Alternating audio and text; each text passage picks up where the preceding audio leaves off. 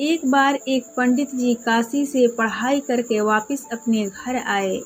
उनकी शादी भी हो गई। कई दिन बीत जाने के बाद एक दिन उसकी पत्नी ने उससे पूछा, पतिदेव आप बहुत विद्वान हैं, क्या आप मुझे एक प्रश्न का उत्तर दे सकते हैं?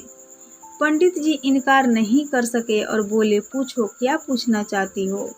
उसकी पत्नी बोली, आप मुझे बताइए कि पाप का बाप कौन है?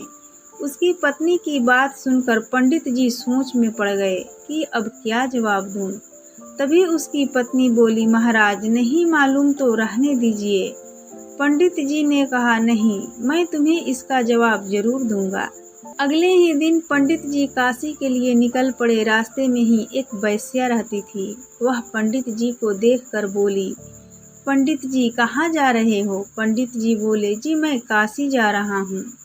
वैश्या फिर बोली, मैंने सुना है कि आप काशी से पढ़कर आए हो, तो फिर अब वहाँ क्यों जा रहे हो? पंडित जी ने उन्हें सारी बात बताई। वैश्या बोली, पंडित जी इसके बारे में तो मैं भी बता सकती हूँ। पंडित जी बहुत खुश हुए और बोले, अच्छी बात है, फिर तो इतनी दूर जाना भी नहीं पड़ेगा। वैश्या बोली, पंडित जी इसके लिए आपको मेरे घर आना पड़ेगा। कल आप मेरे घर आइए, मैं वहीं आपको बता दूंगी कि पाप का बाप कौन है। पंडित जी जैसे ही वैश्या के घर पहुँचे, वैश्या ने उन्हें आदर पूर्वक बैठाया और 100 रुपये भेंट के रूप में उनके सामने रख दिए और कहा, पंडित जी कल अमावस्या है, मैं चाहती हूँ कि आप मेरे यहाँ भोजन ग्रहण करें। पंडित जी भोजन ग्रहण करने के लिए सहमत हो गए। पंडित जी के लिए रसोई बनाने का सारा सामान वैश्या ने पंडित जी के आने से पहले ही तैयार कर दिया।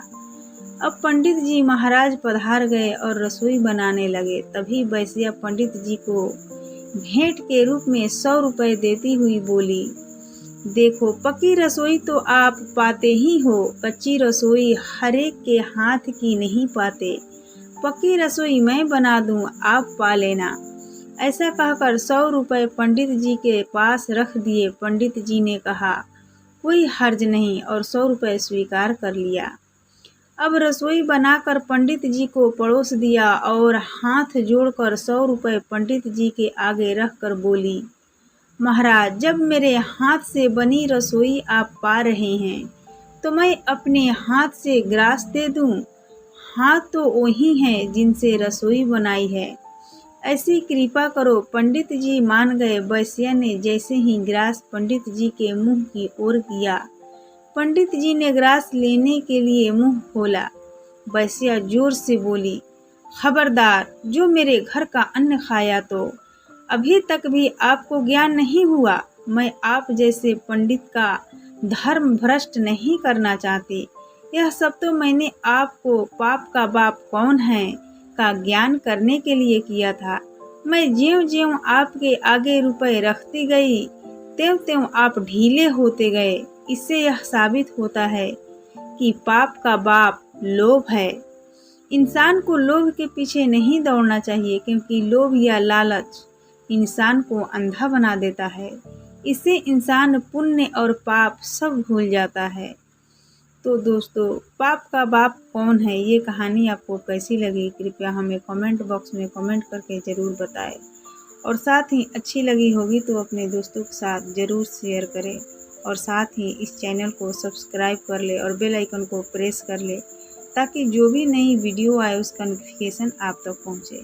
तो दोस्तों, हम विदा लेते हैं, फिर मिलेंगे ऐसी ही नई वीडियो के साथ। तब तक के लिए आप अपना ध्यान रखिए, अपना ख्याल रखिए, खुश रहिए और खुशियाँ बांटते रहिए, क्योंकि खुशियाँ बांटने से ही बढ़ती है। जय हिंद, जय भारत।